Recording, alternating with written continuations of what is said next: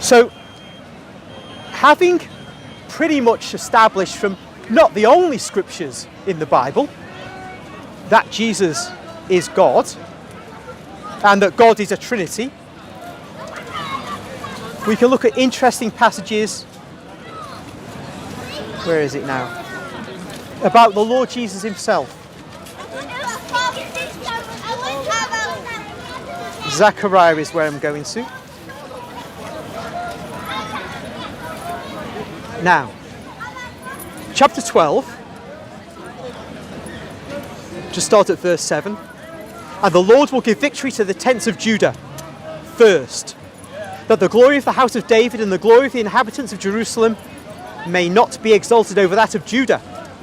On that day, the Lord will put a shield about the inhabitants of Jerusalem, so that the feeblest among them on that day shall be like David, and the house of David shall be like God, like the angel of the Lord at their head. And on that day, I will seek to destroy all the nations that come against Jerusalem. So it's interesting there, for a start, that it's speaking of the Lord giving victory and so on, and then it turns to I will seek to destroy all the nations. So the question is are there two personalities here? It goes on. And I will pour out on the house of David and the inhabitants of Jerusalem a spirit of compassion and supplication, so that when they look on me whom they've pierced.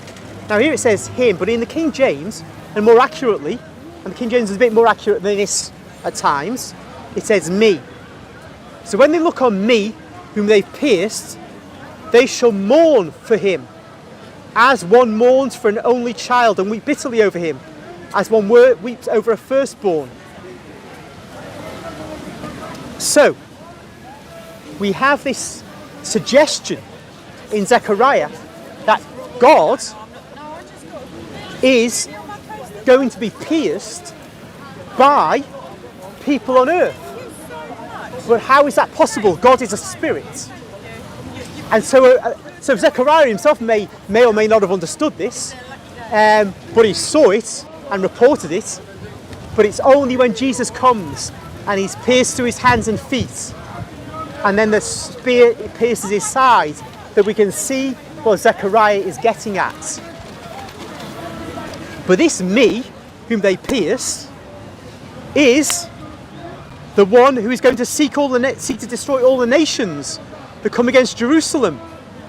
This is the Lord. And so again, Christ is God.